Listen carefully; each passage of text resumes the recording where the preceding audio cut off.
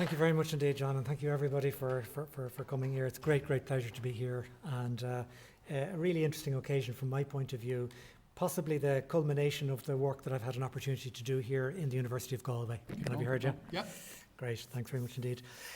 So I really want to thank, first of all, the President, Ciarán O'Hogarthig, for his very kind remarks and for his support for me since I arrived here, and also to Ciarán Walsh, to John Canavan, to Pat Dolan, and to so many others who've really been highly supportive of me and my work since I came here. I've had nothing but complete and total support, friendliness, and really a very positive working atmosphere since I arrived. And I might also just take the opportunity to thank Gillian Brown and Deirdre Conway for all the work they've done on putting this morning's event together. This doesn't happen on its own, obviously. Thank you also to everybody who has come from the university, from the early years sector, from a number of different departments, including my own former department, and everybody else who is attending this morning. It's just great to see you here. And I'm glad that the President acknowledged Silda, because a lot of what I'm saying goes back to the time when she was first working in the sector, and so much has happened since that time as a result. So what I'm going to take you through, I suppose, is a case study that has been published by the university this morning. I think you've seen some hard copies around the place, and it'll also be available online. So I suppose the first question to ask is, why the study? Why am I doing it, or why did we do it? So just a little bit about the background to the study that's being published. Why now? Why the topic, and so on. One of the things that really fascinated me was that early years has developed so much over the last 25 years, from almost nothing in a sense to where it is today. We've had major progress, with obviously lots more to do, and I'm not saying that this is sort of a pat on the back type setup where we're just saying what a wonderful thing it is, but it has expanded and developed so significantly over the last while. It's also a really interesting social history. It's a description of how Irish society has moved so much in the last 25, 30 years and beyond. And just to see how Irish society and how our attitude towards children, our attitude towards looking after kids, our attitude towards women in terms of their role, and so on. You can trace the history of that alongside the development of childcare services. So in terms of a case study, I suppose it's studying the what and the why, which can help you then understand the how of policy making. And I think it's important for us to learn from the practice and to learn from the future, because so often, certainly in my previous job, we'd have been flat out working with relatively little time to reflect on what's going on. So it's great to have that opportunity now. So the case study approach takes different forms. And the approach that I took was one where I tried to take it in a very straightforward, factual way, but I'm obviously giving my own perceptions and my own view on what has happened in the world. I won't get too academic-y at all on it, but the basic research question was a simple one. What can we learn? What lessons for policy development, specifically implementation and evaluation, not just developing the policy in Ireland, can we actually take from the recent experience of the early learning and care and school-age childcare sector? In terms of an overall approach, I had initial discussions with the department and here within the university, and specific thanks to John Canavan for helping me in that regard, and Anne-Marie Brooks, who's also going to be speaking later. Developed a case study methodology, which is set out in an appendix to the paper, interviewed a number of key people who I'll say a little bit more about later, analysed the literature, and obviously then I should say this is my own perception, my own approach, or my own analysis of what has happened over the last 25 years or so. Other people will agree or disagree, and that's absolutely fine. It's both a plus and a minus, I suppose, for me to have been involved, because I'm both a biased and an unbiased observer, but aren't we all in our different respective ways? So I think it's useful to have that. In terms of limitation, as I was saying to some people, this subject deserves a book, not just a paper, but maybe someone else will come along and do that at a later stage. I was conscious of not being able to talk directly to parents and individual children, and certainly in the Department of Children and in so many other areas, we would have been always concerned to consult and talk to them directly. So if I got views from them, they were indirect rather than direct in this instance. But moving on to the policy itself and the background to it and so on. in one sense, there's an important strategic focus in all of this. There is the fact that when you're looking at early years, it's almost a truism to say it, but it's an important context to say that the evidence is very, very strong in terms of antenatal to age 5 being the most important part of a child's life developmentally, and that's well established in the research. There's longitudinal research as well showing the very close links between health in adulthood and the early childhood experience. There's research evidence showing that the most important initial area of influence is the home and family, but then the wider community, including early learning settings like creches, preschools, childminders and so on, are really, really important. What was probably forgotten or not recognised, especially in the early years, was the strong economic argument for investing in this area of activity, investing early in children's lives. And as we'll see in a minute, it wasn't from an investment perspective that the first money from the state started flowing. It was for other reasons. But it is now well established, I think, the economic logical rationale for investing. And obviously as well, it's important to have a multidisciplinary approach, multidimensional. It's not only child services, it's employment, it's education, it's social welfare, health, and so on. So it's interesting that this area in particular has been the subject of a good deal of strategic focus over the years. Just highlighted a couple of the documents there. Better Outcomes, Brighter Futures, which has recently been updated and replaced by Young Ireland 2023 to 2028. There's First Five, which is a critical document in terms of a strategy for babies, young children and their families. And interestingly as well, from an international perspective, there was the OECD report on strengthening early childhood education and care in Ireland with this particular review of the sector quality. And underlining those two first documents, the Better Outcomes document and First Five, were quite a number of very significant documents in the area. And I mentioned them because it underlines the strategic focus that this area has enjoyed. There was a significant interdepartmental group on investing in childcare in 2015. There was a major piece of work done on AIM, Access and Inclusion Model, which I'll talk about later. There was an action plan on school-age childcare in 2017, and under First Five it had a number of constituent elements as well, like the Nurturing Skills Workforce Plan. There was an expert group on funding, the Partnership for the Public Good, and a National Action Plan on childminding. And why do I mention these? Because I'm just saying the significant strategic focus that we've seen in this area serves to underline how much thought and analysis has gone into this area over the last 20-25 years, and particularly perhaps in the last 10 or 15. There have been many, many positive developments, and we've come a long way. And this isn't to say that it's perfect, far from it. And I promise you this is one of the busiest slides I have, and a lot of the rest will be easier to read. But like we've come, for example, from 260 million worth of expenditure just 8 years ago to over $1 billion next year, 1.1 billion. We've doubled the number of places. They're now almost 240,000 places.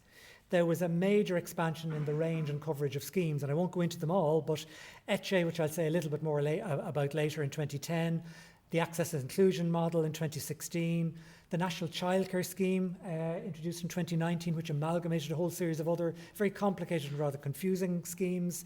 There is the core funding model, and there's the equal participation model, which is going to start next year in September of 2014. So a very, very significant number of developments, strategic and practical, in this area. There's the action plan for school-age childcare and the one for childminding. There's been a good deal of work, lots more to do, but a good deal of work on workforce itself, on professionalisation of the workforce, the Nurturing Skills document, the development of a joint labour committee for the first time, the first employment regulation orders, and so on. And when you compare that with what we had 20, 25 years ago, it's pretty much unrecognisable. So we have come a very, very significant way. And I won't go into all of the details, but the quality measures over the last number of years have been very, very substantial in terms of standards, regulation, inspections, development of staff qualifications, extension of inspections to the sector, national quality guidelines for school-age childcare, and so on. So many of these areas have developed and have been implemented over the last while. So as I say, if you look at the system 25 years ago, 20 years ago, and perhaps even 15 or 10 years ago, we have come such a huge, huge distance. That's not to pat ourselves on the back or say how great we are, but simply to say this has been the subject of major, major policy development and extension. Nobody for a moment would then say everything is fine, it's grand, far from it. What we would say is there's lots more to do, and many, many challenges indeed. But I'd prefer to be in the situation where we are now versus where we were 20 years ago or even 15 years ago. So I've just highlighted, and the case study highlights a number of challenges that we still need to work on. The biggest ones, I suppose, are the fragmentation of the sector and how many different players are involved in a really complex system. We have obviously departments, we have PUBL, we have childcare committees, we have voluntary childcare organisations, many interactions with a whole range of different agencies.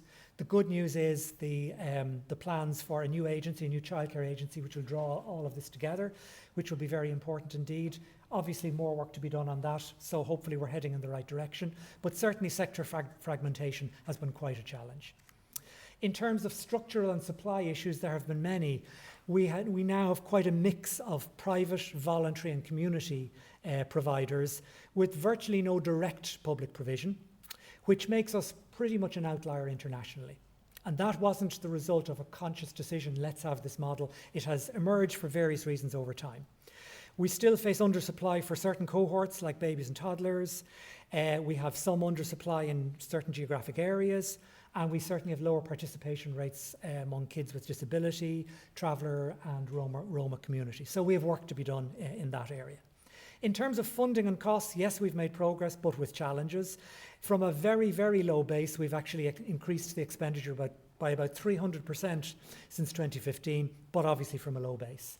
In terms of costs, the net costs, although having significantly improved, they still remain high for some families, especially those with more than one child. We will see that fees have been cut, the net fees to parents have been cut, 25% in January 2023 and another 25% in September 2024, but obviously more to do. In terms of workforce issues, yes, we've made progress, but with lots more to do. Most of the people in this room don't need to be told about the pay issues, about the turnover issues, about the challenges that remain in terms of conditions, and in particular, our continuing insufficient reflection of the value of people in the childcare sector to society as a whole. I think we've come a good distance, but plenty more distance to travel. And then we've quality issues with the Department of Education and TUSLA separate inspections, but also the fact that a number of reports by the inspectorate from both TUSLA and the department would point to inconsistent application of Aishtha and Sheila and unsatisfactory practices still in certain areas. So again, good progress, but lots more to do. And I'm trying to balance these two things out without saying that we have hugely exceeded ourselves. So just a little bit about the case study and what I did. I had the pleasure and the privilege to talk to a number of people who really knew what they were talking about in the sector, and it was absolutely fantastic to do so.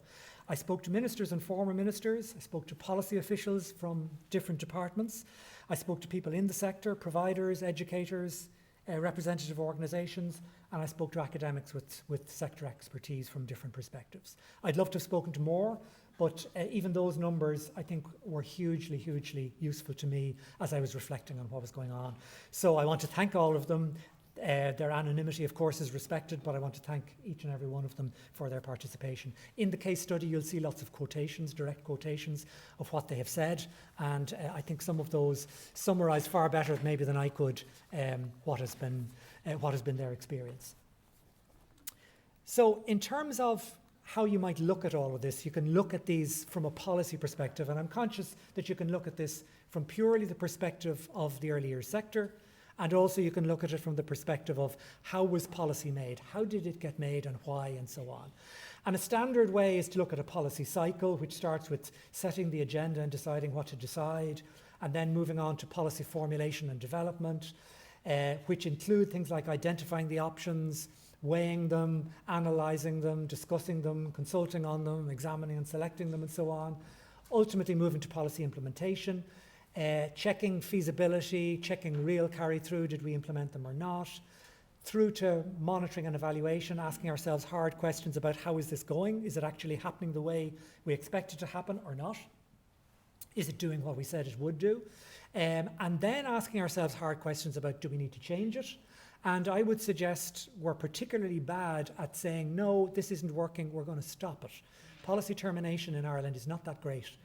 And I'm not particularly fingering the early years sector at all, because I think we have managed to vary things quite significantly, but we have to ask ourselves hard questions about policy termination from time to time. That's nice, neat, linear, sequential, logical, rational, step by step. And if only life was really like that, it would be fantastic. But unfortunately, it's not. And in so many instances, you find that an awful lot of things happen together, non-sequentially, and so many times, as in early years and elsewhere, you find ministers understandably saying they're under huge pressure to do something in a month or 6 weeks' time, and don't give me a report that's going to take 6 months or 2 years. I'm interested in research findings now. I'm not interested in research findings in 2 years' time. So obviously we have to deal with that. But from the perspective of the case study, what I did do was to look at it with that lens and look at the policy cycle. And from the perspective then of the participants, those whom I interviewed, what did they think from each perspective? So if you look at the agenda setting thing, the first context thing that comes out very, very strongly is we moved from a really minimalist intervention where the only real provision, if any, was informal, voluntary, perhaps through the churches and so on. It's particularly the case in education, to where the state actually does get involved and got substantially involved in the early years sector after some considerable period of time. Also, obviously, there was a substantial growth in regulation, funding, public policy influence. But as I say, if you go back to the 70s when there was almost nothing, to today when there's been such a substantial growth. So the obvious question is what prompted the growth? And talking to the participants from the different areas, I asked them, what do you think actually, why did we actually move on this as opposed to other areas? How come we've moved so much, for good or for bad? And the answers were mainly grouped around the 3 areas that I have there: availability of funding, affordability, access and quality, and data and research. And the first one I think is one of the most important and interesting.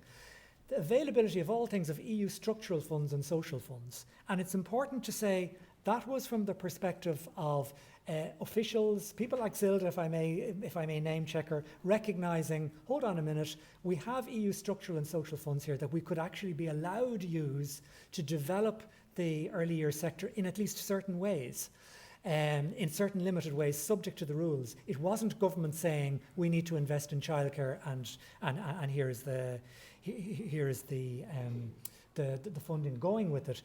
It was from an equality perspective in that it was funding towards the cost of further female participation in the labour force. But interestingly, it wasn't at the beginning, what I was talking about earlier, the value of investing in children's lives. It didn't come from that source.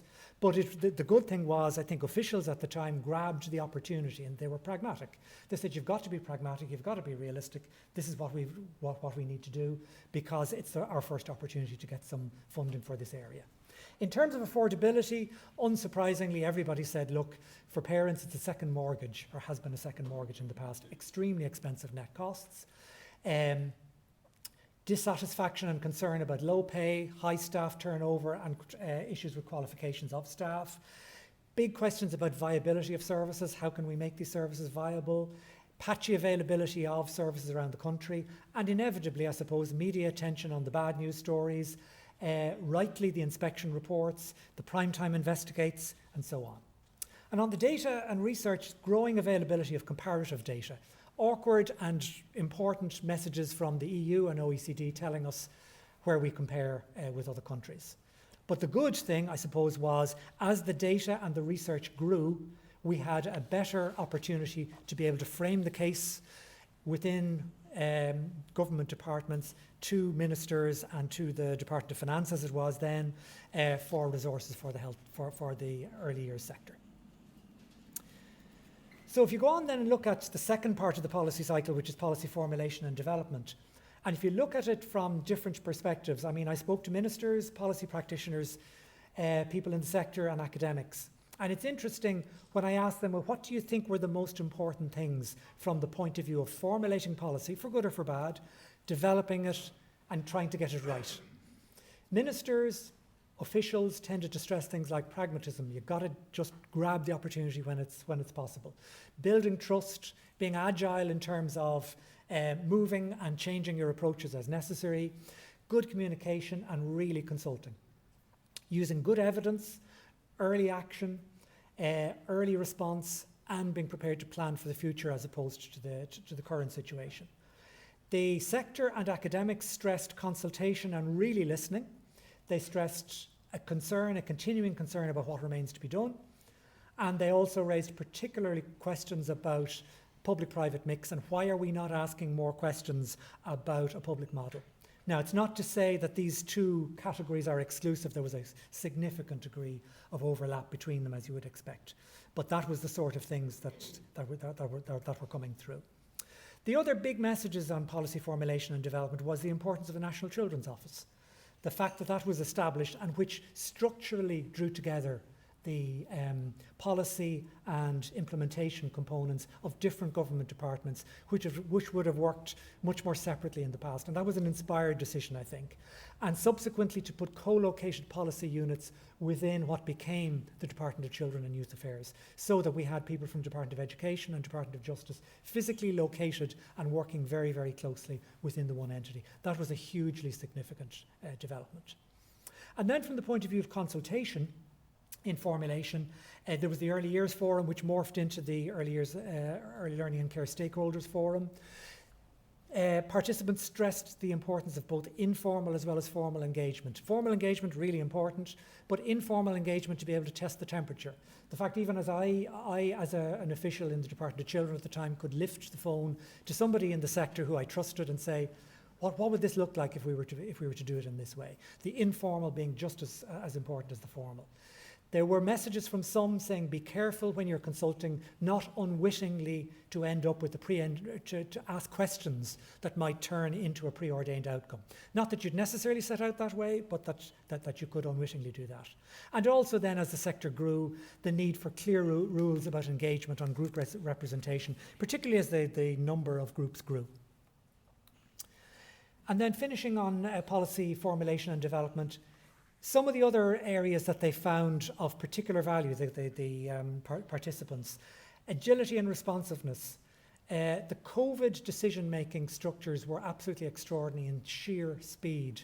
When COVID hit, within days, like other sectors, let it be said, the department had a response, a practical funding response for the sector, which changed a number of times, had to be changed a number of times over the subsequent 6 months, 9 months, 12 months. In other times, I think that would have taken years, but instead it was done over a very, very short period of time. So the importance of being able to make speedy decisions. If I had more time, I'd dwell on the next one much longer, but the ECHE, the preschool year as it used to be known, and now 2 years, which replaced a much costlier scheme, the early childhood subsidy scheme, which involved €1,000 per annum to parents of children under 6 and cost about 480 million. And ECHE replaced it for 175 million at the time. Far more targeted and made a huge deal more sense in terms of its focus. And how that was done, it's dealt with in the case study, but suffice it to say, it was unconventional, it was agile, it was grabbing an opportunity, and it certainly wasn't your standard A to Z type approach to policy making. And again, if I may mention Sheila in that regard, how important that was. And then examples like AIM, where 3 government departments came together and produced something, a coverage for or support for ECHE for kids with a disability that simply wouldn't have happened otherwise. Effective policy making development, one of the big messages coming through was, if you're going to make good policy, you need to resource the policy makers. And at one stage when I started in the Department of Children, there was 1 principal officer and a couple of staff. By the time I left, and I'm not taking the credit for it, there was a full division, assistant secretary, principal officers, and a full cohort of people. You need to resource this thing properly. And also the importance of involving the key players in the analysis at the earliest possible stage. That includes deeper, or deepender as they're now called, the decision makers and the funders. The importance of doing that really, really early on.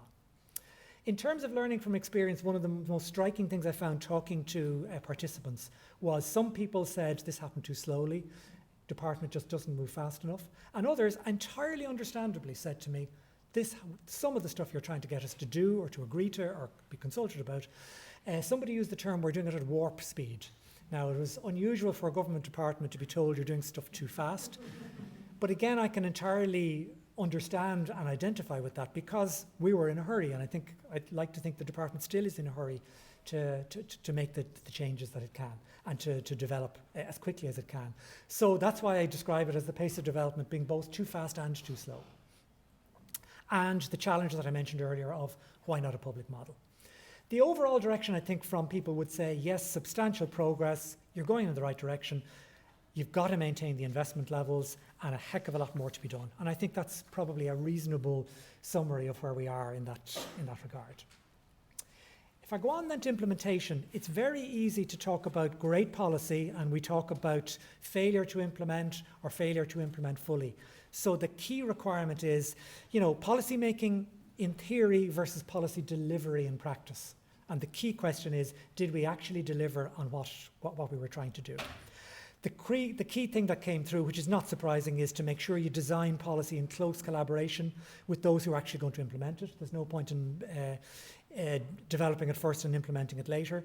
And the importance of staged implementation timelines and reporting on those regularly. I think we got better at that as we went through our processes.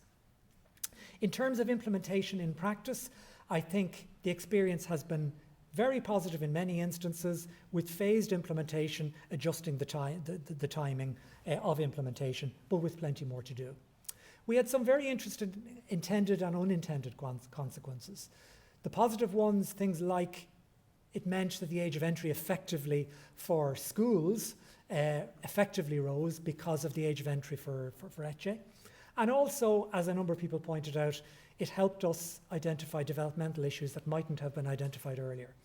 The big negative unintended consequence, I suppose, was the proliferation of sessional services, perhaps the disincentives for the under threes because the focus of ECHE was on threes up to school age, and the move from a mix of 75-25 in favour of the community private to the opposite. And I'm not saying the private is bad, community good, but it wasn't what the intention of the system initially was.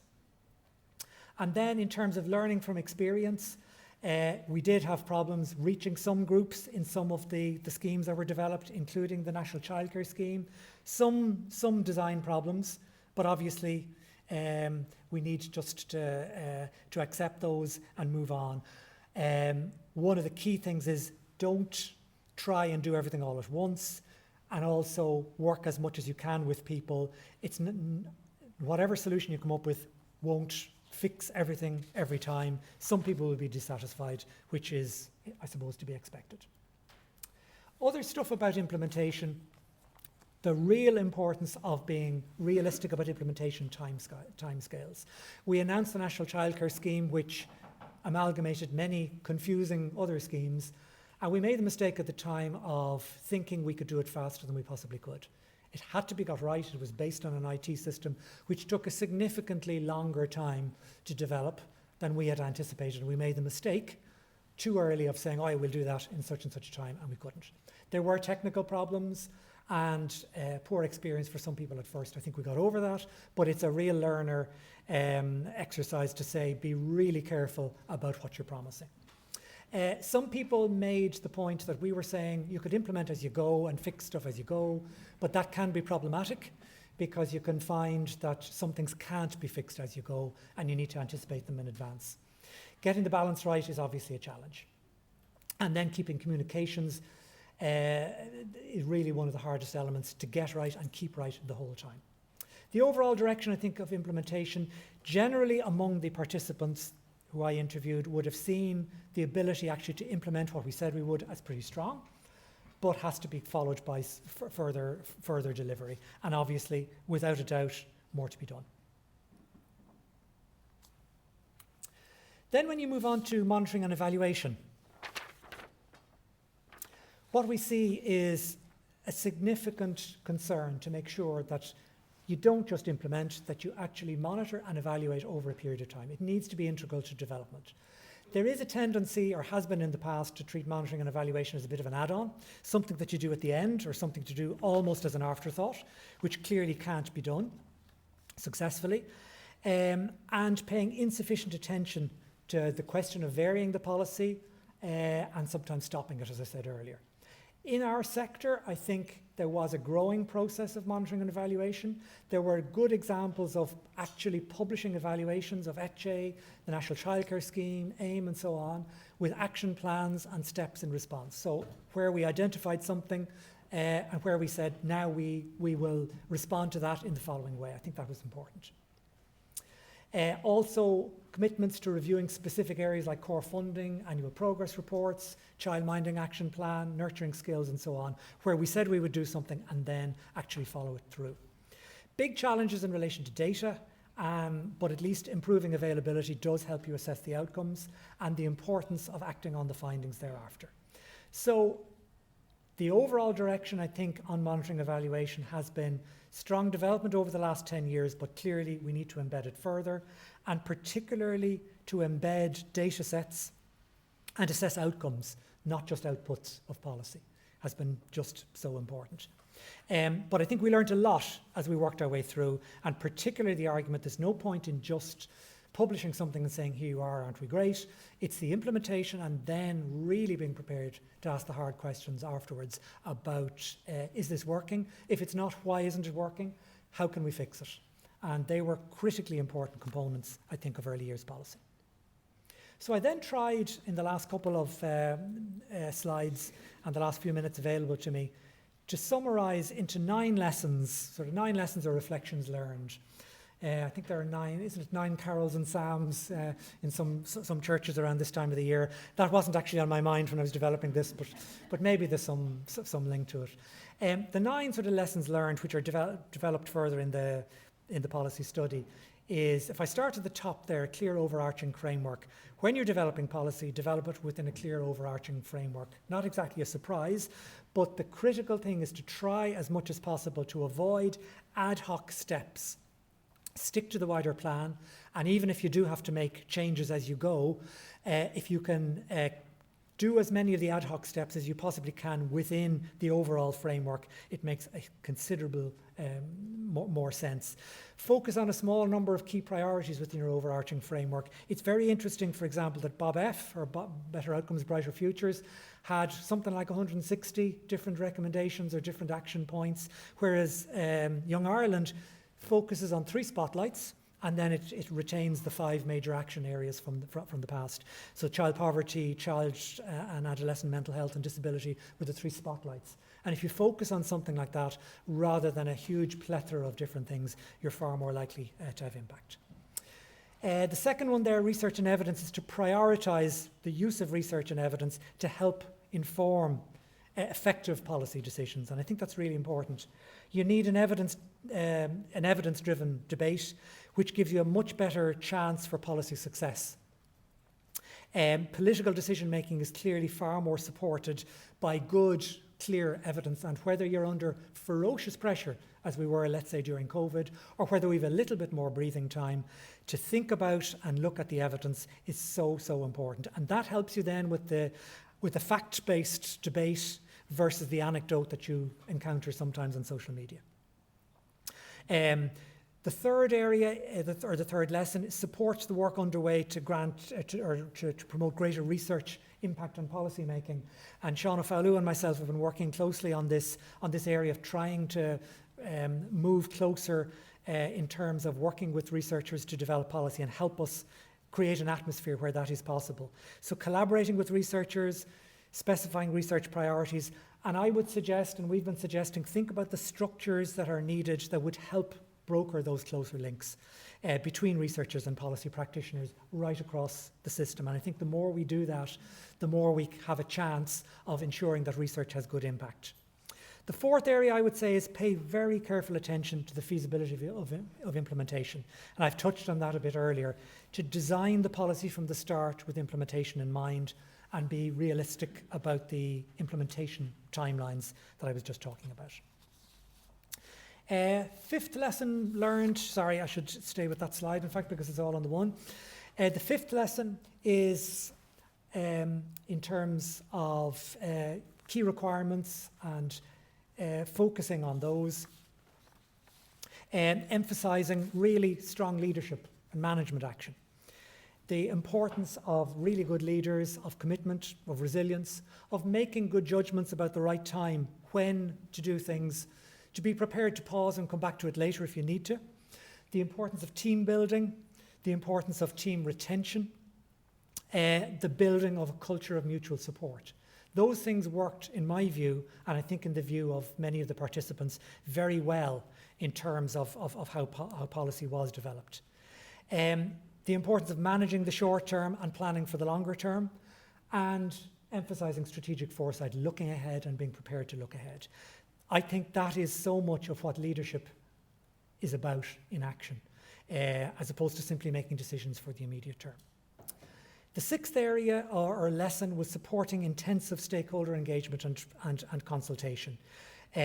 Really maintaining meaningful ongoing engagement and transparency, which is absolutely key to progress, to making progress and to building trust. The informal being just as important as the formal contact that I mentioned earlier. Looking at different perspectives of case holders and of stakeholders and trying to understand where they're coming from. And making the consultation real. A number of participants said, you know, if you decide after you've consulted us that you're not going to do what we recommended, tell us why you're not doing it.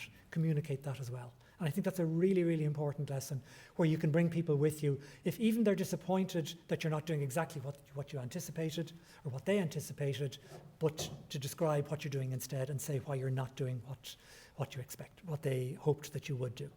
Communication, communication, and communication. Ensuring continuous communication, talking to everybody, building trust, openness, transparency, responding rapidly to misinformation, which unfortunately is a challenge that is growing and growing and growing with social media, 24-hour news cycles and so on.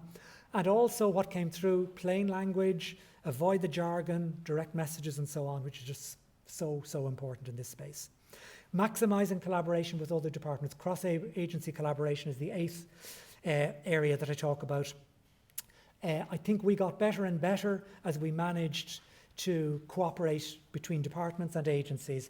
I think in particular between the Department of Education, the Department of Children when it was set up, Department of Health, more widely Department of Justice, and a number of others and Department of Social and Family Affairs, where we collaborated really, really closely on particular issues. We made far more progress than when we tried to do things separately.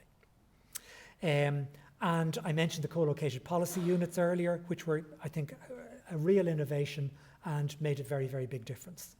And the last lesson, the way I put it in the case study is combine the rigour of analysis with pragmatism and agility. In other words, you do need the rigour of analysis, you do need the evidence, but at the same time, something will happen. An opportunity occurs or a crisis arises or something unexpected happens.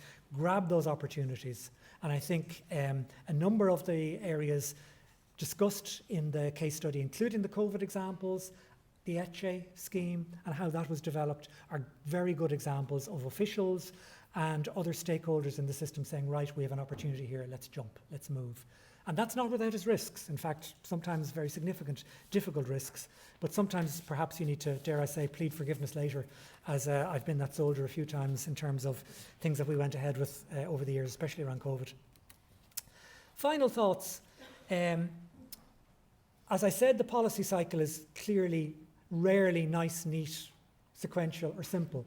But even using its basic principles, which I think we managed to do in the early years sector, and I'm thinking in particular of a lot of the stuff that was done around COVID, it maintains some decent degree of coherence, rather than faffing around and just doing the first thing that you feel is that will get people off your back. Sticking to your evidence and using as much of the policy cycle as you possibly can, I think, is really important. Evidence-based decisions, listening closely to stakeholders, and being flexible in response. Probably a statement of the obvious in one way, but the ability to do that, as opposed to saying the computer says no, I think is really, really important. And I think some of the evidence in the early years space points us very strongly in that direction. Two more general areas that I just wanted to talk about, because what I've been interested in has been what makes good policy. And I think strengthening policy development, there are a number of opportunities. There's a civil service renewal strategy that's ongoing at the moment. There is the very important Impact 2030 and the Research and Innovation Strategy, which DFERIS has led out on and gives us huge opportunities to connect up research with policy making. There's the OECD report on Ireland's public policy system that I had an involvement in and was really struck by, and I think was very, very helpful to us, and the Department of Taoiseach has led out on. And I think there are a number of important lessons there that we can develop. The importance of training and developing our policy actors and collaborating with researchers. Training both to collaborate with each other and training individuals, not assuming that people in government departments will land in and know how to, quote, make and implement policy. So the training and development element of that is very, very important indeed. And the final one, which is something close to my heart, and I think a number of other people in the area as well, is the case for developing really clear structures for interacting across the policy environment. We have pockets of very, very good stuff going on, both within, I'm not just talking about early years, I'm talking about right across the policy making system. We have some very, very good examples now of government departments and agencies cooperating very positively, in many instances with researchers, doing very good stuff. Equally, we have other examples of that simply not happening, or not happening to the extent that we would like it to. So the case for creating those structures is very important. So I'm going to stop there because I think my time is up, and I hope I've given you a reasonable sense of what the case study was about. But thank you again for the opportunity to present it, and thank you to the university for that. I hope it forms a reasonable backdrop for a useful discussion, and I want to thank in advance my colleague speakers who have so kindly agreed to respond to the paper, and thank you very much indeed.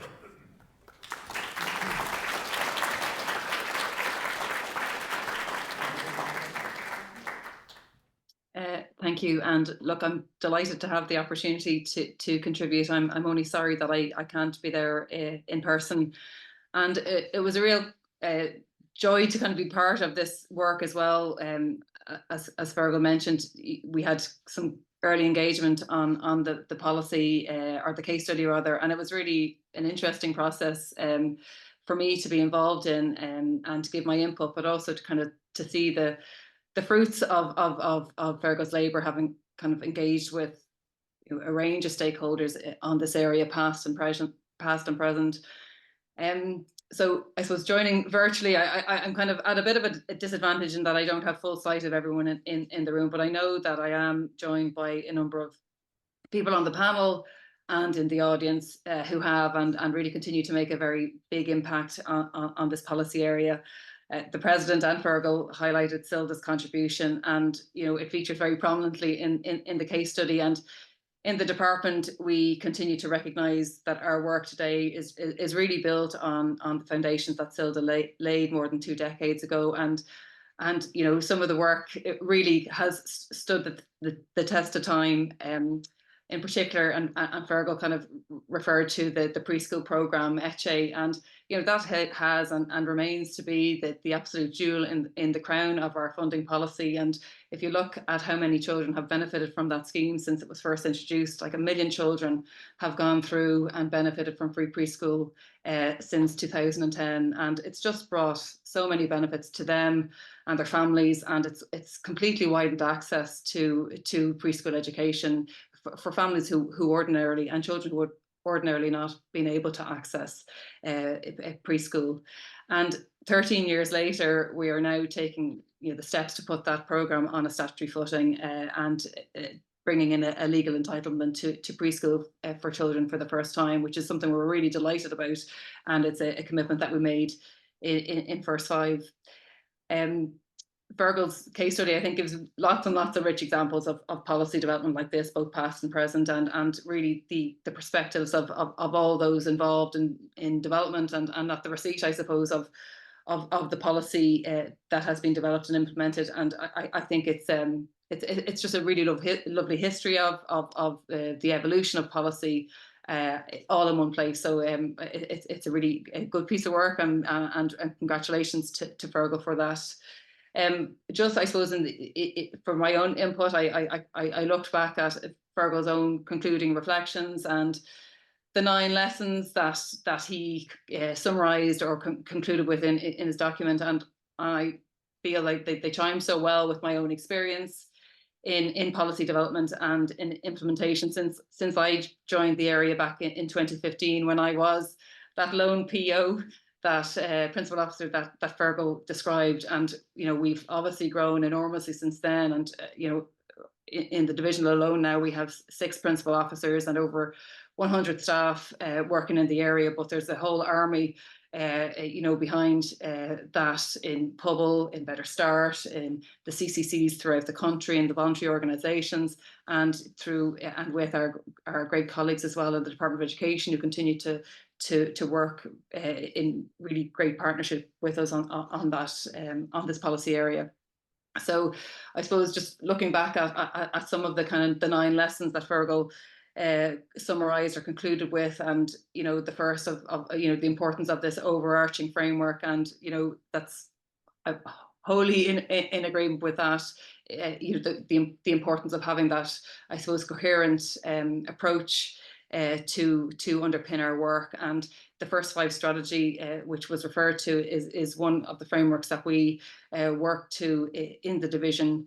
As most of you will know, it's a 10-year strategy. We published it back in 2018, but it's really served to us as a roadmap for our work ever since, even during the pandemic, where we did have to shift and reprioritize at times, but the work that we had committed to in First 5 remained kind of front and center to the work that we were doing. And we kind of published detailed implementation plans over the first period that went up to 2022, but then more recently the implementation plan for 2023 to 2025, which really set out in very fine detail our commitments and the annual milestones that we committed to reach, and that informs our business plan every year, and we hold ourselves to account by publishing reports on our progress annually. And I think that speaks to the importance of transparency as well as accountability and monitoring that Fergal also referred to.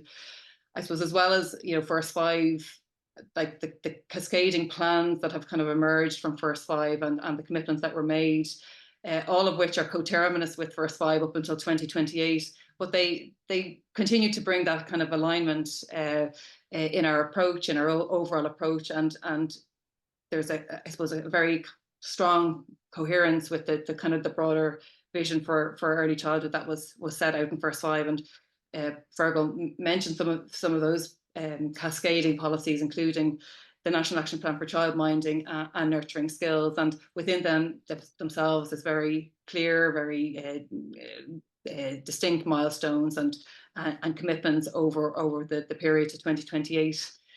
I think another really important kind of overall framework, just I'd love to highlight today, that kind of underpins our funding policy is the guiding principles that the expert group who developed the new funding model for early learning and childcare developed back in 2019. And that work was informed by evidence, but it was also widely embraced by stakeholders through the consultation process underpinning that work. And those funding principles, have completely stood the test of time. They're things that we return to, in preparation for estimates process every year, and just even to examine enhancements to the various schemes that we have in our funding model, that we are always ensuring that we remain true to those guiding principles. So they do really kind of set and ensure that there's an overall coherence in our approach.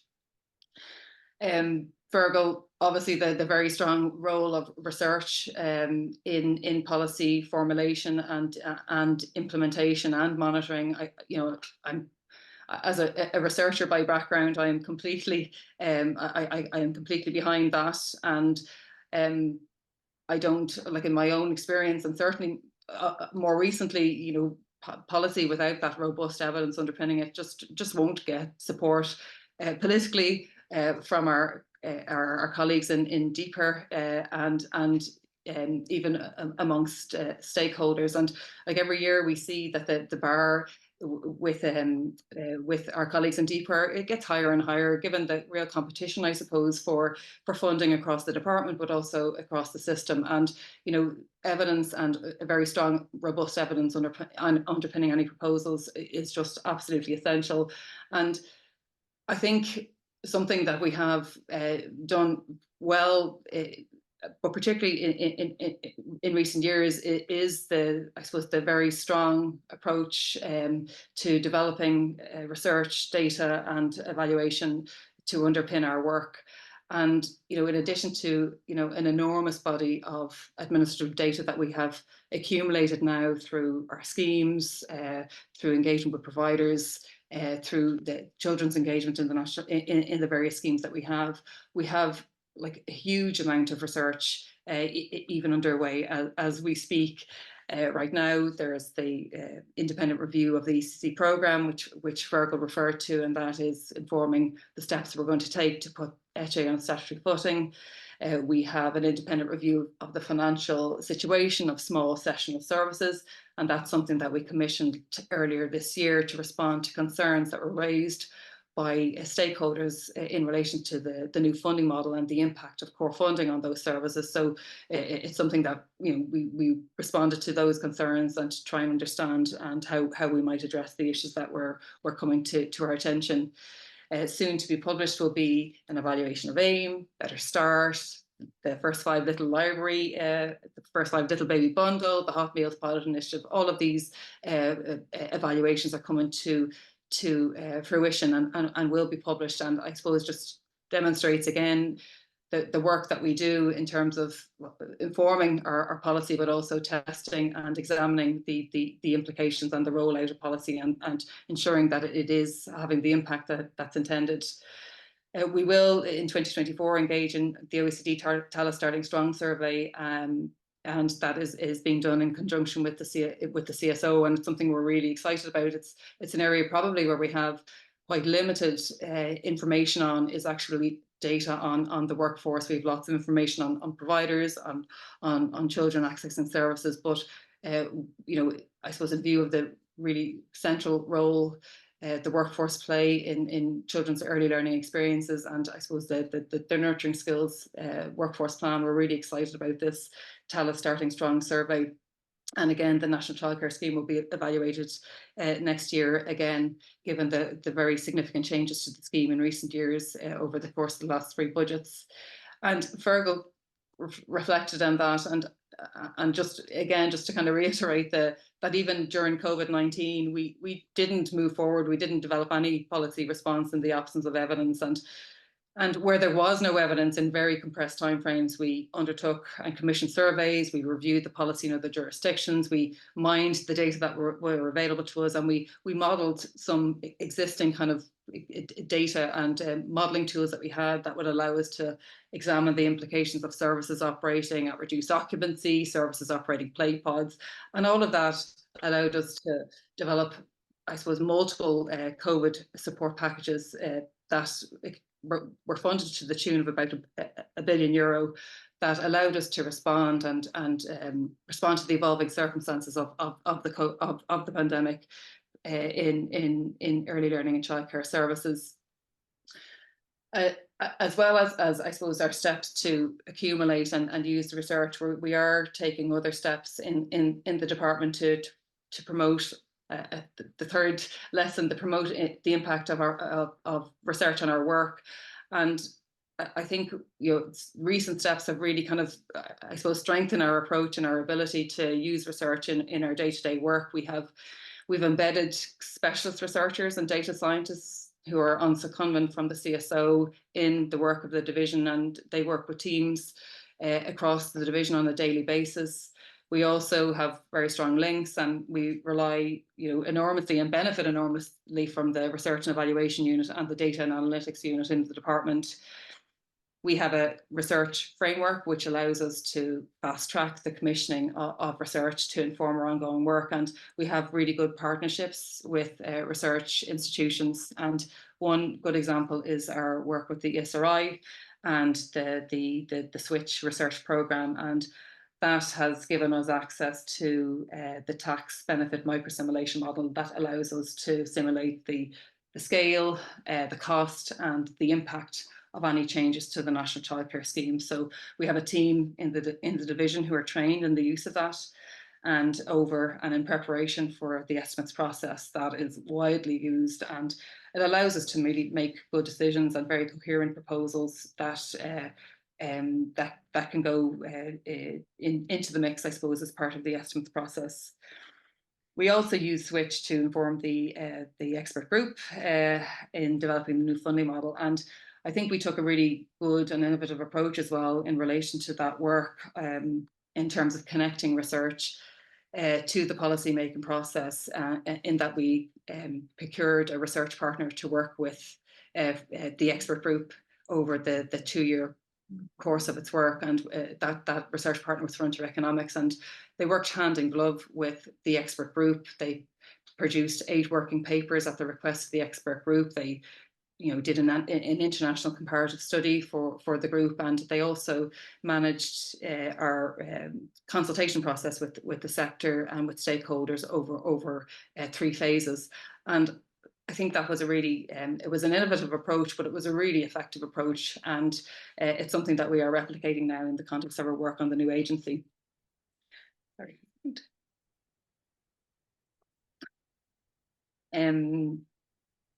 I suppose the other thing to mention, and I know Fergal reflected on the importance of the international context as well, and that's something that we do enormously value, international and comparative research and learning from other jurisdictions, and we've become increasingly connected into those kind of networks, either on a European level or in the OECD. And Fergal referred to the OECD project Quality Beyond Regulation, where we invited the OECD to do a country policy review in 2020 and 2021. And that was, I suppose, the output of that, and the recommendations made really kind of were embedded into the implementation plan and new commitments that we have taken on board from 2023 to 2025.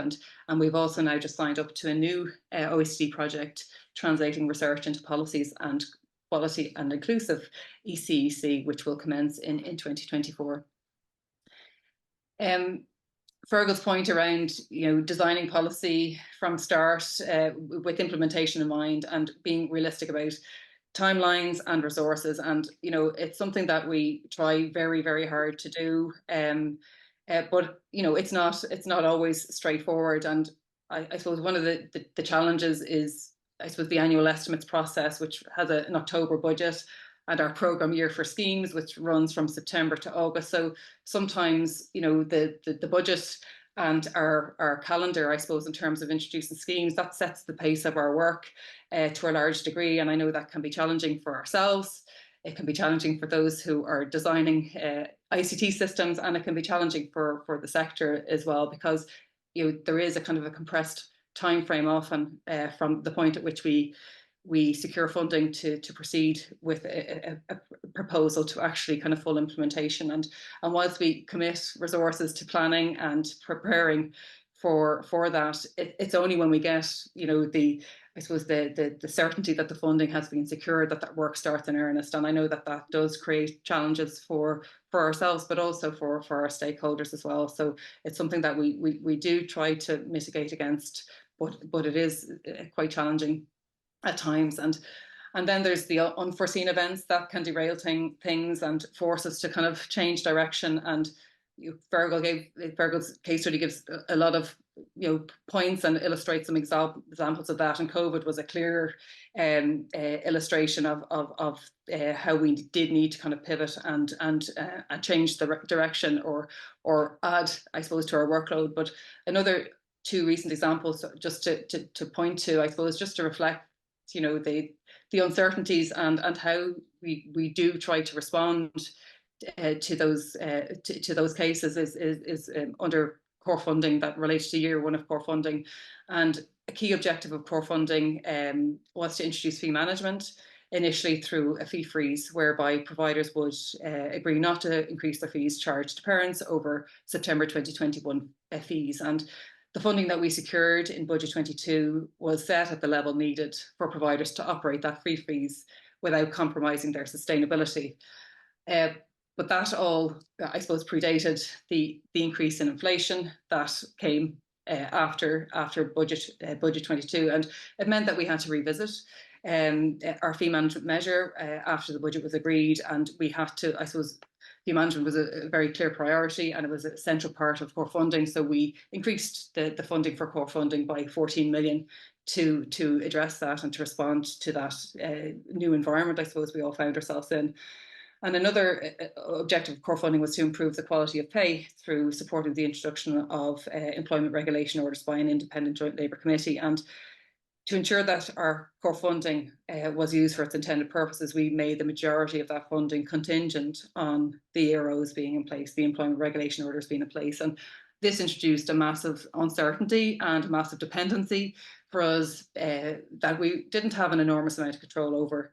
But it was absolutely essential that, you know, that the funding was only released when the EROs were put in place. So we did have to contingency plan for that, and we did have to call on our contingency plan because there were slight delays to the employment regulation orders, and we did have to bring in an interim funding scheme that would allow us to keep the fee freeze element of core funding, but allowed us to retain, I suppose, the funding that was signalled for paying conditions to ensure that we could get those employment regulations over the line.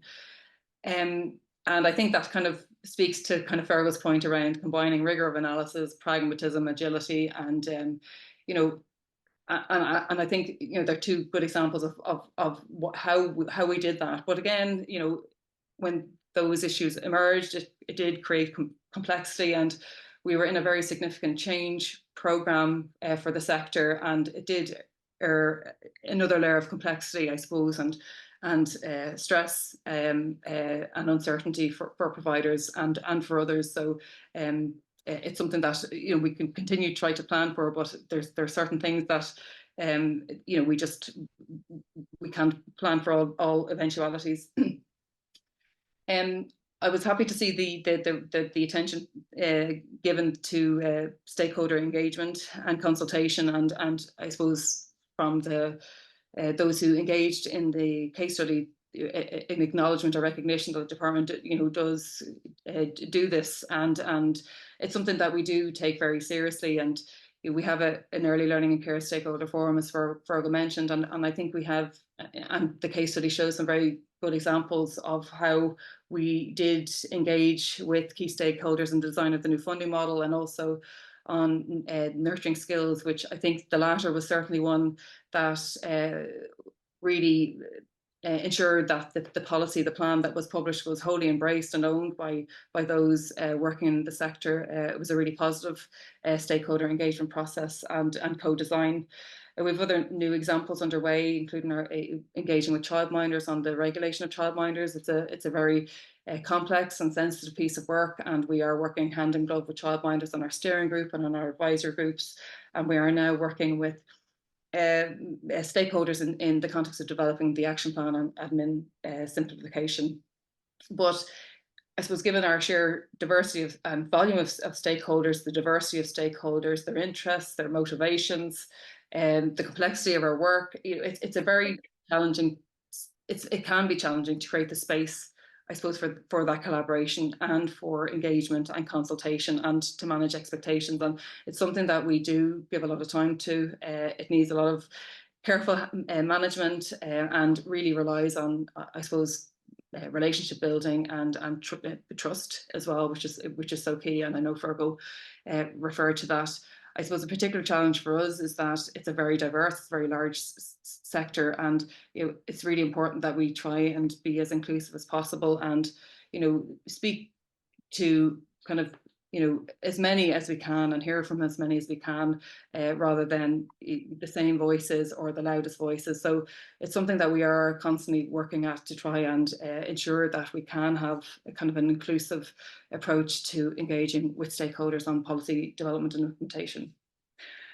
Fergal mentioned communication, and it's absolutely essential, and it's something I think we do need. We try very hard to get right, but we do need to continually improve upon, and addressing misinformation, and that has been a particular challenge for us in the context of social media, and it's something that we need to kind of be really strong about and become better at it, I suppose, addressing misinformation.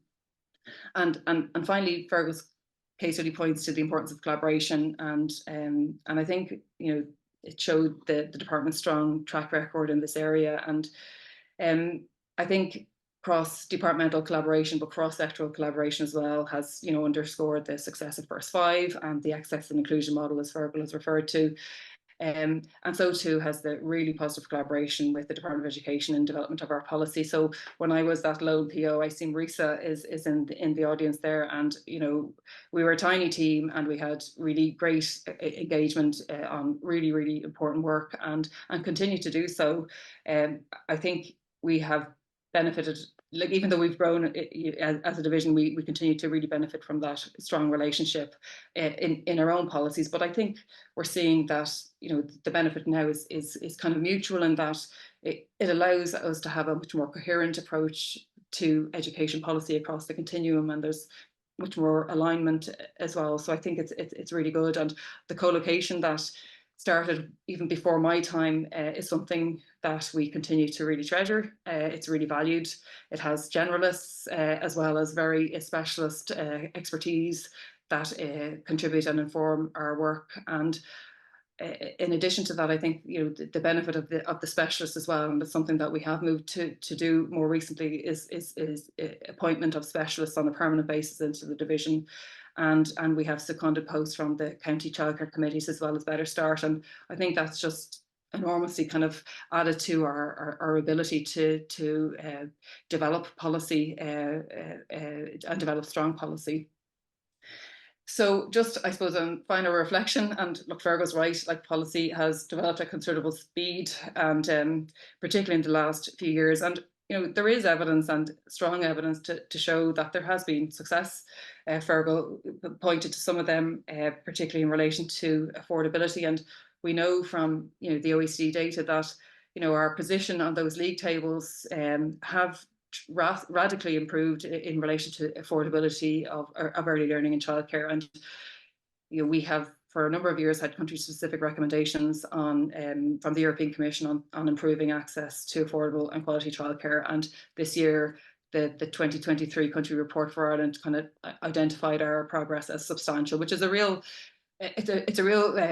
important moment for us, I suppose, to kind of get that recognition. And the OECD as well, in their country policy review, kind of talked about the strong policy agenda that we are pursuing under First Five. Now, but Fergal has pointed to the point that there is absolutely challenges remaining, and lots of work that needs to be done. And I think the plans that we have set out, the 2028 vision, all of the steps that we have kind of articulated across all of the First Five related policies, does kind of show a direction of travel, at least, and give some certainty to those in the sector. So I think, I suppose, whilst there's lots of room for improvement in our approach, I think we have, I suppose, a very strong and coherent framework by which to develop our policy. We have really kind of develop the workforce within the division, but across the system, to support our work. The research and data infrastructure has really grown massively. We really rely strongly on it, and we're building the relationships, I think, for good policy development and implementation. And we are absolutely continuing to learn from our experiences, both positive and negative, and how we can improve our approach to developing policy, implementing, and as what Fergal said, is changing policy if it's not working. And we have good examples of that as well, where we have evolved things considerably in response to evaluation, to feedback, and to initial implementation challenges. So I'll leave it at that, and thanks for listening. To begin, Fergal, I just want to offer you our congratulations, the congratulations of my colleagues in Early Childhood Ireland on the paper. I mean, I think it's going to be so useful for students of policy, students of early years policy, and I think it's going to be really, really helpful in the future as we continue in this work. To briefly introduce Early Childhood Ireland for anybody who doesn't know, we are an advocacy and membership organisation working in partnership with 3,900 members across the country, with a goal of achieving quality experiences for every child in their early years and school age setting. We advocate for an effective and inclusive early years system which values, supports and invests in childhood, children and services. And as the largest organisation, we're privileged very often to bring to the policy table expertise from a highly skilled staff and members who bring an experience from a diverse range of settings from every community in the country.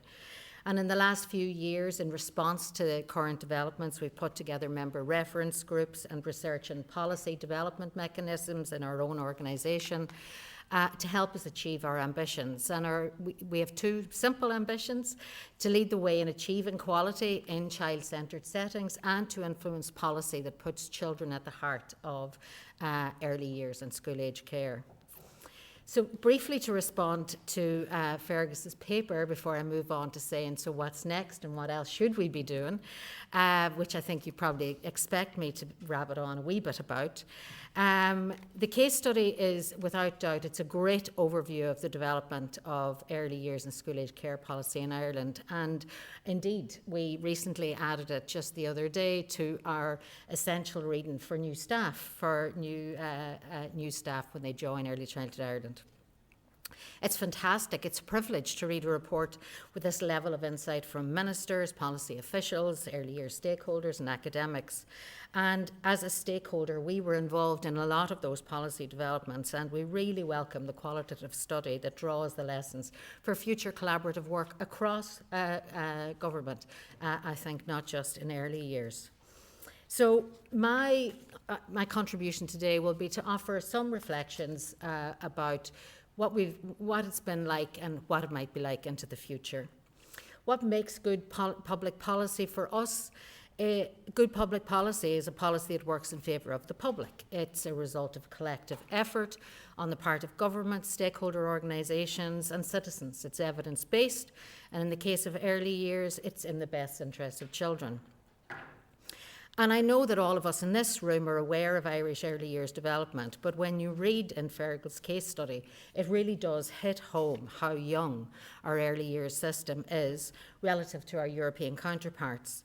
And it also shows us how far we've come in such a short space of time, because our policies really only began to take off from the early 90s, or from the 90s and the early noughties, following the Child Care Act and the publication of the Childcare Strategy in 2000, which reflected that paradigm shift in policy around children in Ireland. And Fergal's case study acknowledges that early years has experienced an enormous amount of change in a short pace of time. And indeed, I think that change maybe doesn't describe it, because I think what is happening is a transformation. It's bigger kind of than change. We've seen huge changes in the last 10 years, as we've seen already. An annual budget now reaching over €1 billion, the introduction of child staff ratios, qualification requirements, new funding schemes, doubling of places for children, a workforce plan and new funding model. And as Anne-Marie said, many of those policies come from First Five, Ireland's first whole-of-government strategy for babies and young children. And within that context, our work in Early Childhood Ireland in terms of advocacy and policy has been extensive. And so, for example, when we talk about the single agency, we worked hard, in the formal and informal ways.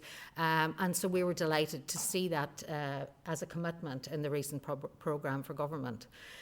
But we're not there yet with the single agency. I'm always scared that a change of government could change that commitment until it's on a legislative basis. So there's work still to be done on that.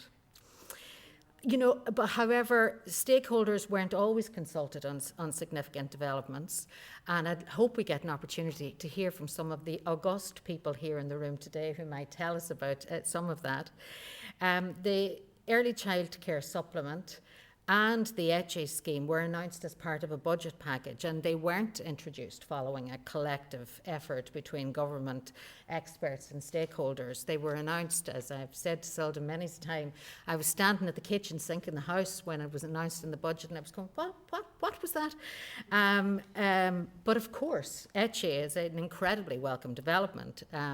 Anne-Marie calls it the jewel in the crown. It brought and brings universal early childhood care and education to most young children in Ireland, and government has used it incredibly well as a key platform for intervention. And so just moving on to what it's like and what's currently happening in terms of other policy, I'd like to first discuss the issue of staffing. And while the consultation process for nurturing skills was really effective, we still need to see significant progress in this policy. Staffing is the number one challenge facing members of Early Childhood Ireland and this sector. 56% of services in Ireland experienced recruitment challenges in the year leading up to mid-2023, according to the European Commission policy brief that was issued last month.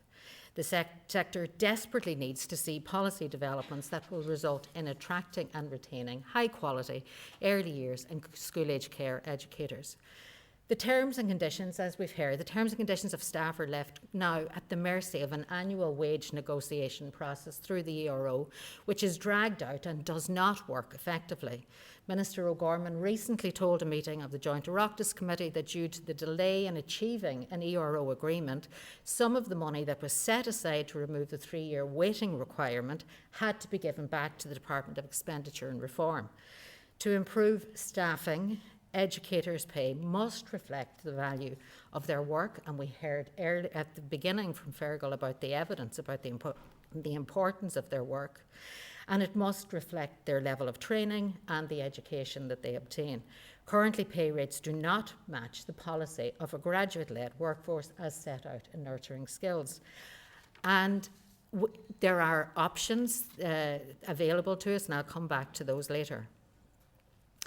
The discussions with the Department of Children on childminding have been timely, they've been inclusive and they've been effective, but the progress again on this really vital part of the system has slowed down. We're still waiting on the draft childminding specific regulations and the legislation to remove the exemption of childminders from registration and regulation, which is still being drafted. Progress on childminding and the expansion of the National Childcare Scheme to childminders cannot move without an enactment of that legislation. It needs a renewed policy focus so that this important area of early years and school-age care can be brought into the formal sector like our European counterparts, and we know is in the best interest of children. In relation to the introduction of core funding, the new funding model, we have been involved in those consultations, and we appreciated the stakeholder group that was set up by the department and met weekly following its initial implementation. Stakeholders felt that they were really listened to, and this helped to iron out problems as they arose in the first few months of core funding. Unfortunately, it hasn't all been plain sailing, and it has resulted, for example, recently in the department embarking on a consultation with its early years stakeholder forum recently. That has resulted in movement on a number of fronts, and lessons need to be learned from this about consultation on design as well as on implementation. Those are not the only challenges, of course, facing the early years sector. The sector is still disjointed, as we've heard, with ad hoc capacity. Services have been established organically without any real planning behind them. Yes, many settings have arisen because of demand, but we need to see services being established and maintained as a result of area-specific assessment of needs of children and families. There's a new supply unit being developed by the department, and that's really welcome. And as well as matching to supply to capacity, I would suggest that this unit also has a role in design, ensuring diversity of provision, different governance models, local operators being supported, as well as regional or national chains, and indeed an exploration of the different role that parents and communities can play in the design of new service models. We really welcome what Anne-Marie spoke about, the data expertise that is being developed by the Department of Children. Without reliable data, we cannot contradict inaccurate information. The language of closures, for example, is grist to the mill of the media. However, we need more information to contradict media hype or speculation. We don't know if services have closed permanently, if they've closed a room due to COVID-19 or RSV, if a service has restricted its opening hours because of staff shortages, closed a baby room to open an after-school room. Accurate data is vital and it allows us plan better. It also allows us to manage communications better. I'd like to speak a little bit about the pace of change, or as I've described it as transformation. We have witnessed two examples of fantastic opportunistic policy development by officials in the Department of Children. The introduction of ECHE at the time of the financial crash, and the fee freeze, which is central to core funding, which was introduced at the time of COVID-19. Given the opportunistic nature of developments, a fast pace is needed for implementation. While this is of course welcome, it's worth considering whether the required pace meant that not enough time was, or maybe could be, given to the development of the accountability and administration structures, which also needed to be introduced. Instead of time being given to streamline administrative structures or inspection regimes, additional layers of both were added, which inevitably led to an increased burden for the end user, in this case, the provider. Change is already difficult, and the pace of change and its impact must be acknowledged and considered in the future. I also have a question, and again, I'd love to hear from some of the people in this room, about what the role of the state is when something requires attention, but it is not thus far, but if it is thus far, no one's job. Following the introduction of ECHE, it was evident there was a need for a system to support the inclusion of children with additional needs in early years settings. Whose role was it? Was it health? Was it disabilities? Was it children's? Was it the HSEs? In the end, the Department of Children brought leadership and very quickly developed a complex, evidence-based system, the AIM model, which has demonstrated how leadership isn't always awarded, but sometimes must be taken in order to make public policy more impactful. So should we examine what are the other issues at the moment which are no one's job and may require similar leadership from the state? For example, whose is the role of the early years workforce? There is as yet no professional association representing a significant amount of the workforce and no professional regulator. We continue to see turnover of staff at levels which are not good for the relational pedagogy which we know we want in our settings. Parents of primary school children would never accept the level of turnover which characterises a lot of early years setting. We see hundreds of early years graduates every year not entering the sector, going on to PME degrees, special needs courses, etc. We saw the announcement last week of very welcome funding to support the education of early years staff to do early years degrees, a commitment in nurturing skills. As we sit here today, I have no confidence that in 5 years' time, those graduates will be emerging leaders in this sector, given the slow pace of change on terms and conditions. So to borrow a phrase from Fergal's study, how do we know when corrective action is needed and who needs to take that leadership? As of a parliamentary question reply last week, it would cost the state approximately €850 million to employ the early years workforce at current ERO rates. We know those rates are inadequate, of course, and don't, for example, include pensions. However, the state is already covering a significant amount of that wage bill. So I do find myself asking what action now needs to be taken on the issues. We raised the question regularly with our friends in government, and the answer is nearly always deeper wouldn't have it. They wouldn't want another, 20,000 of a workforce. And yet, our sector watches on as deeper funds the continued expansion in S&A roles every year in the budget, and so Deeper was persuaded during COVID-19 about the role of the early years workforce. So I suggest the issue of our workforce needs a similar focus again. Fergal spoke in the case study about leadership and about the importance of leadership in the early years policy developments. For a sector as young as this sector, what is the role of policymakers to support leadership development of all types in this sector? Does government has a role to support third sector organisations that can provide a view from the ground, that can sometimes be a critical friend for policymakers? What is government's role to support, as Fergal suggests, the skill development of researchers, of policy officers, to support pedagogical leadership development in settings? All leadership takes time and needs resourcing, be that leadership in a school, in an early years setting, in relation to family support. The case study talks about communities of practice, and communities of practice are indeed powerful, but they need resources. They need a driver, they need a mentor, they need non-contact time. This infrastructure is essential if we want to really professionalise our sector and provide high levels of quality for every child. One theme that the case study did address, but I'd love again to have a conversation about it today, is when there's a clash of values between government departments. I'd be interested in hearing from policymakers today about how differences are negotiated between departments.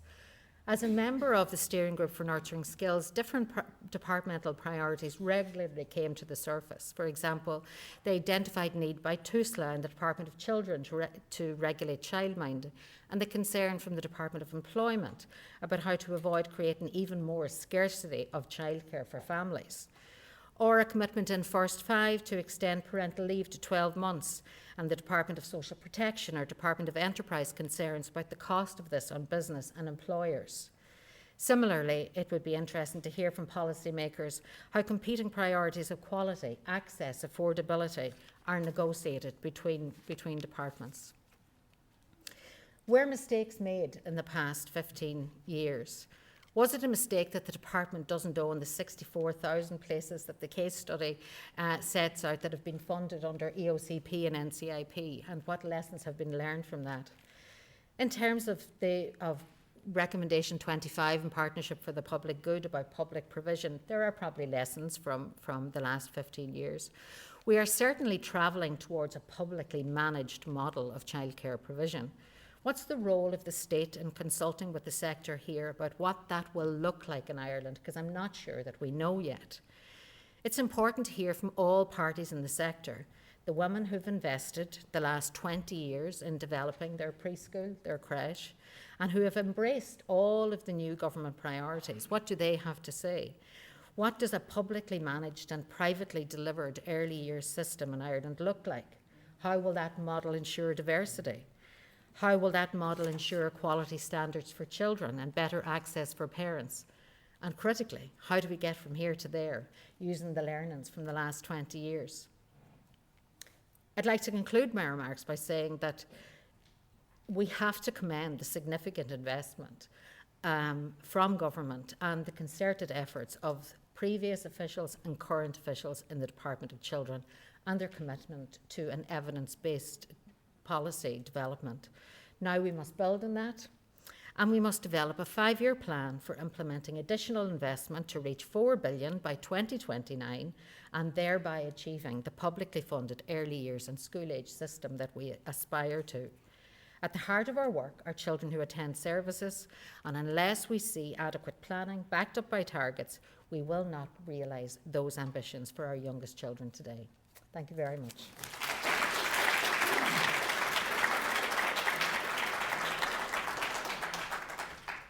Good morning, or good afternoon now. I'm honoured to follow a distinguished group of speakers and to speak to a distinguished group of our audience here today, and I'm really grateful to see some students past and present who have joined us. So thank you, Fergal, for the invitation to respond to your paper. This case study is clearly an important contribution to policy discourse and to the early childhood sector in particular here in Ireland. Thank you as well to my colleagues in the UNESCO Centre and here in ILAS, Kieran and John, for entrusting me with this task. So this paper highlights, as Fergal has touched on, the complexity of policy development. And I hope this kind of captures that sense of this non-linear process, how it takes shape as it does within a dynamic changing landscape. It brings a diversity of voices who bring influence to the table. There are opportunities to be grasped as well as constraints to be managed, and they include cultural, structural as well as fiscal constraints. This was the case that the paper illuminated over the past 25 years for the early childhood education and care field here in Ireland. Oh, we thought we took that slide out. I'm skipping over that because I just didn't have time. I was asked to come to this discussion from my perspective as an academic and researcher, and my perspective is informed, as John noted, by my scholarly work here at the university as well as national and international work. And I always come to any task, be that research, teaching, curriculum development, or advocacy as an early childhood educator with my own history of practice with children and families in local communities. And I hope that brings a helpful positioning to my response to the paper today. 15 minutes is brief, so what I decided to do is pull out some key areas to talk about, and I hedged my bets on what some of the previous speakers might have talked about as well. So I'm going to touch on these couple of areas raised by Fergal in the case study: the agility, the rapid development of the sector, the area of consultation, and I believe it's an imperative that we talk about the market reliance. It was touched on in the paper. Teresa spoke to it. I'm also going to briefly look at the end at this idea of the end user, to coin a policy phrase, and I'm going to draw conceptually on this notion of strategic foresight that was recently brought about or discussed in the OECD report on policy formation in Ireland that Fergal referred to. So let's start with agility, shall we? I've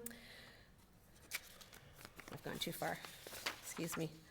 So as presented in the case study and during a period of fiscal austerity, knowing the early childhood supplement was to end, policy actors were able to rapidly redirect that funding into Ireland's first universal early childhood education program, the ECHI scheme, as people have spoken about this morning, a cost savings at a time of significant budgetary pressure. It was also the undoing of a poorly designed policy from an evidence-based perspective. So research evidence highlights that in order for investment to be effective, it must be directed into systems and structures rather than given through payments to service users. Voucher models are found in the most expensive and poorest quality types of models of provision. So in comparison, the positive impact of the ECHI scheme was immediate. Attendance at an early childhood education and care setting became a universal entitlement for every child in Ireland, and as Anne-Marie mentioned, soon to be a legal entitlement.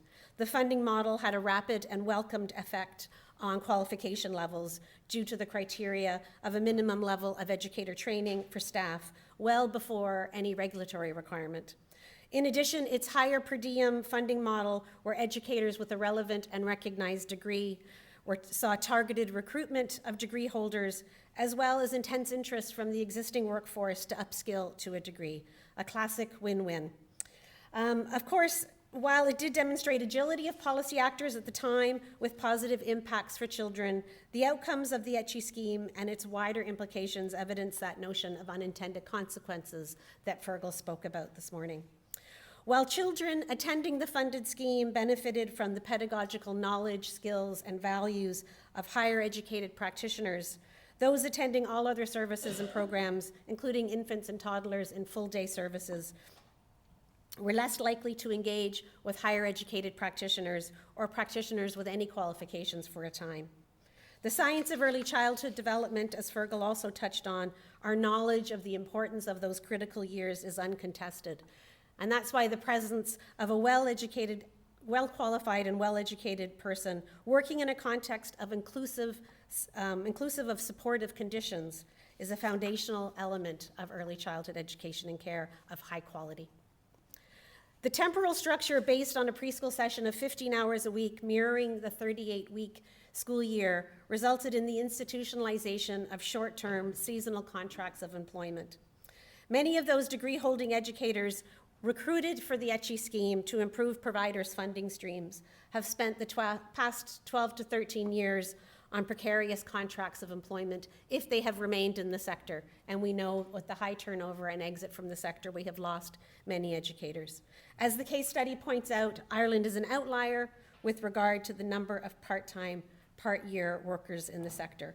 These are the very real impacts of a policy on the day-to-day lives of those involved. The services who cannot attract educators nor retain them, the educators engaged in additional employment to supplement their income and signing on for the summer months. Our youngest children missing out on high-quality early learning experiences. The concept of strategic foresight is helpful here. It's described as the discipline of constantly perceiving and making sense and acting on future developments as they emerge. These unintended consequences were a recurring theme in the discourse related to educators, the quality of provision and qualifications for over a decade in all contexts and forums with all types of stakeholders. As the case study points out, the funding model in the workforce plan includes strategies to respond to these concerns, though we have waited a decade for this action. This speaks to a lack of agility in addressing systematic shortcomings that were brought about by the implementation of new policy, as laudable and as beneficial as that policy was in and of itself. The lessons to be learned here, and it raises questions of preparedness for the emergence of such unintended consequences when new policies are implemented, and the importance of that strategic foresight, if not in predicting such outcomes, then in recognizing and responding to them in a much more timely manner. I'll move on to talk about this idea of rapid development, as referred to Fergal this morning, and I want to look at, as the case study did briefly at the National Childcare Scheme, a strategy to reduce the cost of early childhood education and care for families, which came about in 2018. This was an ambitious undertaking, as the study reports, and policymakers themselves described it as too ambitious, although the ultimate outcomes again were commendable, streamlining a number of highly specific subsidy schemes and safeguarding that new scheme through legislation. The outcome for many families and many community-based services was highly challenging at the time. The case study notes that the scheme did not address fully the needs of some of the most vulnerable children. The impact of NCS resulted in significant stress for community-based services as they tried to find workarounds so as not to turn away families. The result that many vulnerable children were excluded from critically important services through that time. And this brings us back to the notion of strategic foresight. From a policy implementation perspective, this dismantling of one set of supports before the new set have been proven is a risky act. And in this case, the risk was borne by children and families and the services that support them. While the case study reports that the issues were subsequently addressed through the enhancement of the NCS, the opportunity to attend a nurturing early childhood program is fleeting. It's a short window in a young child's life, and it is gone. As the OECD recently stated, policy implementation is about improving the lives of the people of Ireland. And if we believe, as the research evidence indicates, of the power of high-quality early childhood education and care, to be a buffer to children living in adverse circumstances and a support to their family, then we have to believe that those children and families excluded through that time lost out on critically important supports. So what's the lesson to be learned here?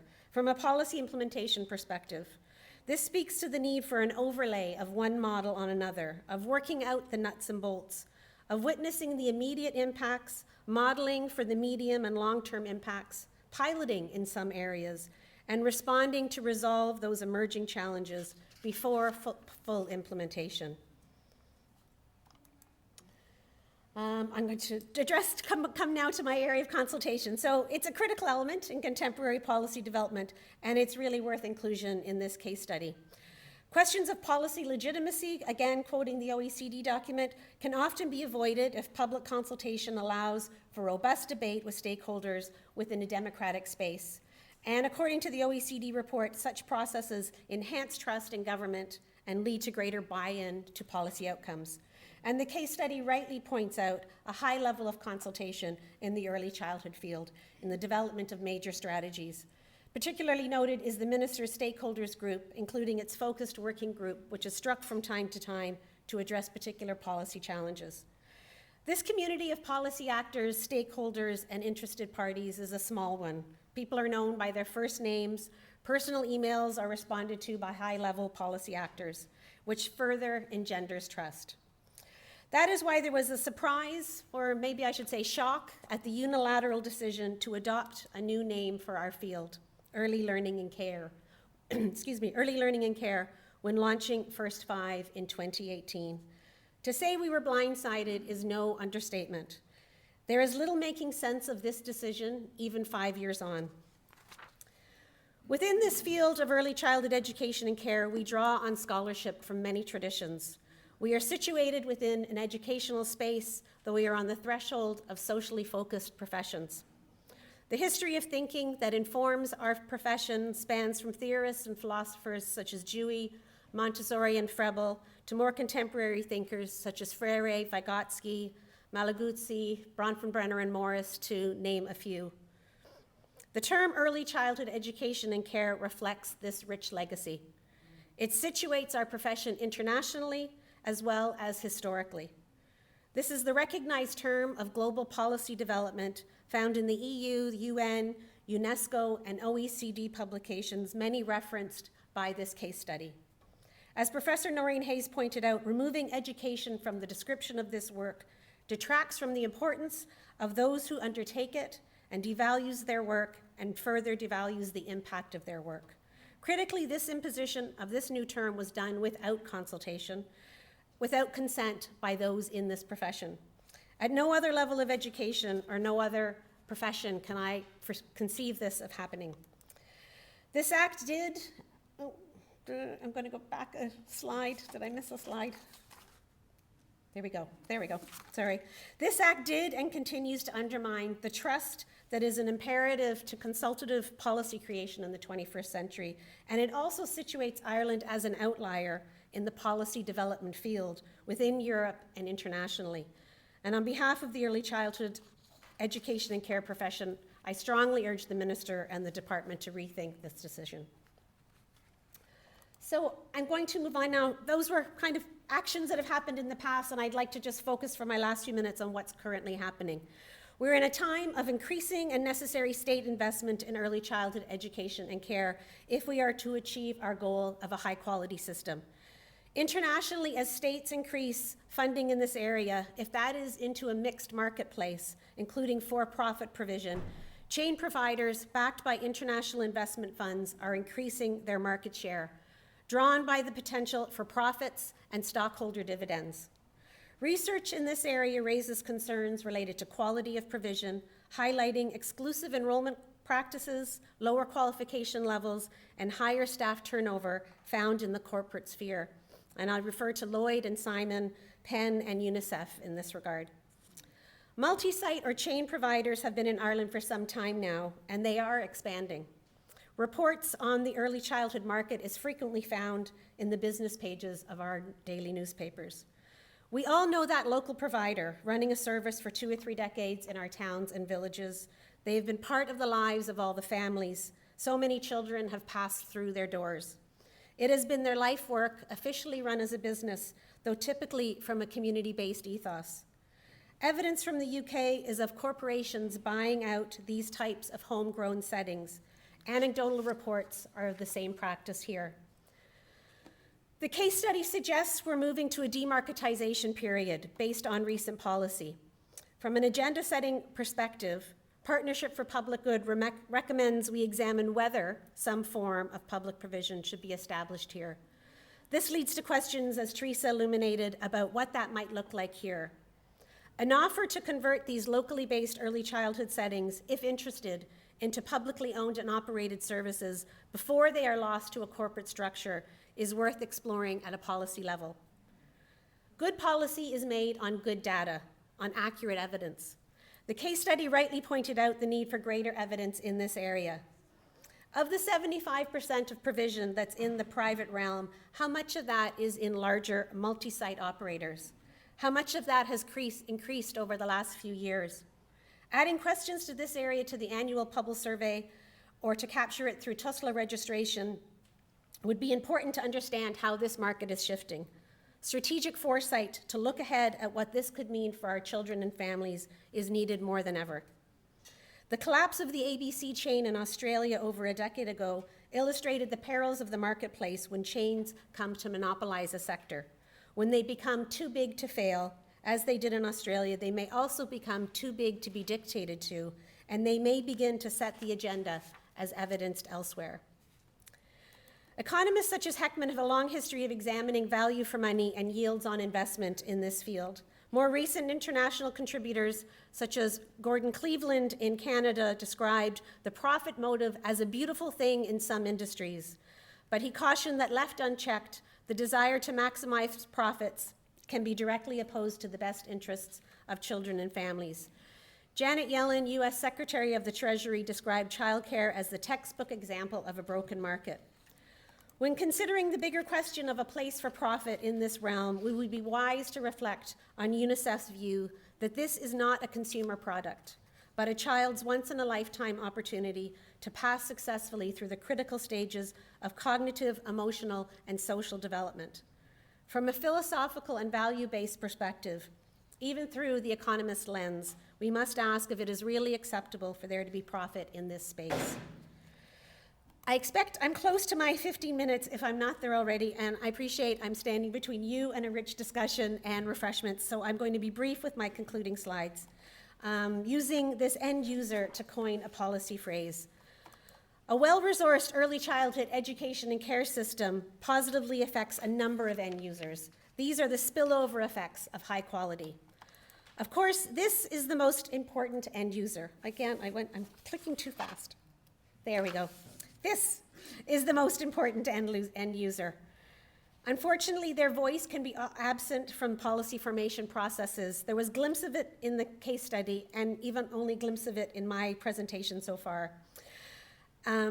We claim to center them, and at times we seek their views in creative ways, but they are almost, and this end user now has, now has a universal entitlement to early childhood experiences here in Ireland, and as we heard, soon a legal entitlement.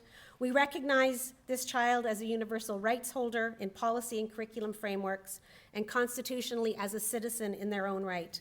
But we must remember, though that there is no universal child. From a policy development and policy implementation perspective, it is imperative to realize that each child is unique with their own story, their own funds of knowledge, with their challenges and their adversities, but also with their unique strengths.